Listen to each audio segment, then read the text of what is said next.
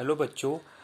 आज की हम वीडियो में सीखेंगे गणित क्लास 9th की वर्कशीट है। ये बेटा ये वर्कशीट नंबर 5 है। ठीक है, चलो हम सीखते हैं। इसमें क्या बोला गया है बच्चों, प्रीमेय संख्याओं को गुना व भाग करना तो आप जानते ही हैं। जैसे 3 को अगर 5 से मल्टीप्लाई करोगे तो 15 आएगा।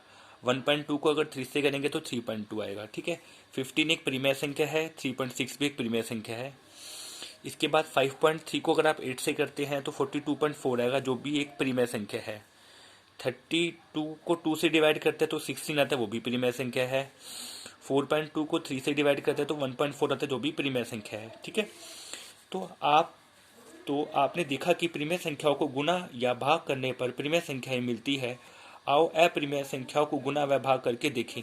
हमने यहाँ देखा कि अगर हम प्रीमेय संख्याओं को प्रीमेय संख्याओं से गुना करते हैं तो हमें आंसर भी प्रीमेय संख्याओं में मिलता है, या फिर प्रीमेय संख्याओं को अप्रीमेय संख्याओं से प्रीमेय संख्याओं को प्रीमेय संख्या से डिवाइड करते हैं, भाग देते हैं, तो आंसर भी क्या आता है, प्रीमेय संख्या आता है। अब हम बात करते हैं अप्रीमेय संख्याओं के बारे में। अब देखो, √2 भी अप्रीमेय संख्या है, और रूट टू भी अप्रीमेय संख्या है, और √3 भी अप्रीमेय संख्या है। जब इनको मल्टीप्लाई करते हैं तो √2 इंटू √3 आ जाता है, जिसका आंसर होता है √6। तो आंसर क्या आ गया, √6 क्या आ गया, एक प्रीमेय संख्या है। ठीक है बेटा, अगर हम √2 को √2 से मल्टीप्लाई करते हैं तो √2 को √2 से अगर मल्टीप्लाई करेंगे तो 2 इंटू 2 हो गया। यहाँ पर एक जोड़ा बन जाता है। जब भी ऐसे दो नंबर इकट्ठे आते हैं तो क्या होता है, वो पेड़ बन जाता है। जोड़ा बनने पर अंक वर्गमूल से बाहर आ जाता है। ठीक है, तो जोड़ा बन गया तो ये अंक वर्गमूल से बाहर आ गया। आप इसको याद भी रख सकते हैं, जब हम √3 को √3 से मल्टीप्लाई करते हैं तो 3 आता है। √7 को √7 से मल्टीप्लाई करो, √7 ही आएगा। मतलब आप याद भी रख सकते हो, √5 को √5 से करेंगे तो 5 ही आता है। ठीक है तो 2 क्या आपकी प्रीमेय संख्या। देखो अब इसके अंदर देखो, आपने अप्रीमेय को अप्रीमेय से किया पर आंसर क्या आ गया, प्रीमेय आ गया, है ना।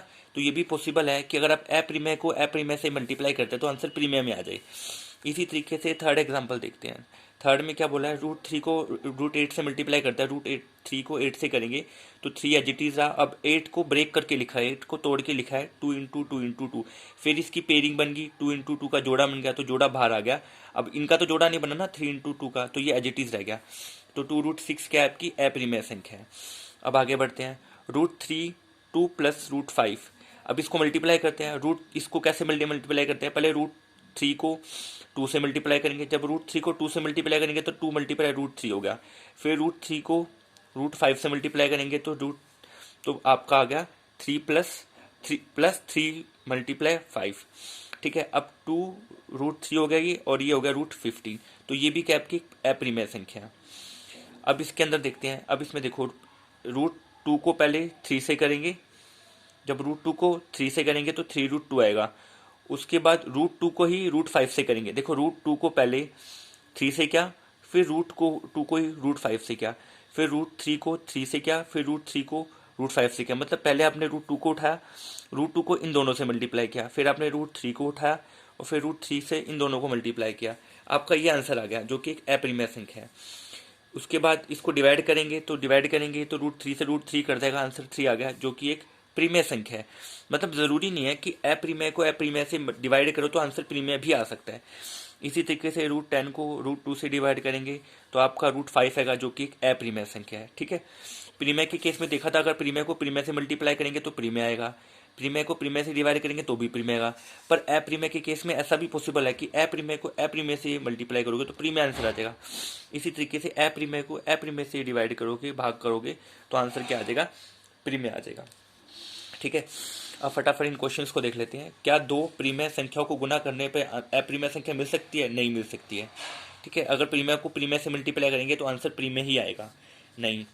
क्या दो अप्रीमेय संख्याओं को गुना करने पर प्रीमेय संख्या मिल सकती है? बिल्कुल मिल सकती है। √3 को √3 से मल्टीप्लाई करोगे 3 आएगा, इसका आंसर हो गया हाँ।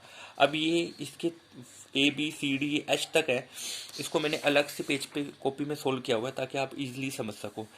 तो एक बार आप इसको अपने आप से करके देखना। अगर आपने अपने आप से नहीं होना तो ये फिर इसके सॉल्यूशंस मैच करना, नहीं तो पहले आप अपने आप से जरूर ट्राई करना है इसको। √10 को मल्टीप्लाई करेंगे √5 से तो √10 इंटू 5 हो गया।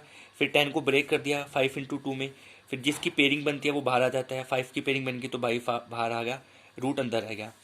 √3 को √6 से मल्टीप्लाई करते हैं तो 3√6। तो इसको 6 को ब्रेक कर दिया। 6 को कैसे ब्रेक करोगे, 3 इंटू 2 में। 6 को तोड़ दिया 3 इंटू 2 में, फिर यहाँ पे पेयरिंग बन गई 3 की, तो 3 बाहर आ गया, रूट अंदर रह गया। अब रूट 6 को रूट 3 से मल्टीप्लाई करेंगे, रूट 6 को ही 2 से मल्टीप्लाई करेंगे। जब रूट 6 को रूट 3 से मल्टीप्लाई करेंगे तो 6 को ब्रेक कर दो, 2 इंटू 3 में 3 यहाँ जिटीज था, और 2 को जब रूट 6 से मल्टीप्लाई करेंगे तो 2 रूट 6 आएगा। ठीक है, अब इसकी पेयरिंग थी, 3 की पेयरिंग थी, तो 3 बाहर आ गया, तो रूट 2 अंदर रहेगा और ये एज इट इज रहेगा। इसी तरीके से जब हम इसको डिवाइड करते हैं, रूट 15 को रूट 5 से डिवाइड करेंगे तो आंसर क्या आएगा, रूट 3 आएगा। इसी तरीके से रूट 7 को रूट 21 से मल्टीप्लाई करेंगे तो 21 को ब्रेक कर लिया हमने। ब्रेक कैसे करेंगे, 7 इंटू 3 में।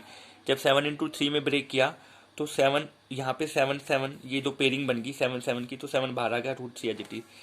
इसी तरीके से हमने डिवाइड किया, ठीक है, और इसी तरीके से रूट 3 से रूट 3 कट गया, 6 को 18 से कट किया तो 3 आ गया। ये दोनों तो बहुत ईजी हैं, ये तो जनरली जैसे सिंपली हम करते हैं वैसे कर लिया। तो आई होप ये आपको अंडरस्टैंड होगा।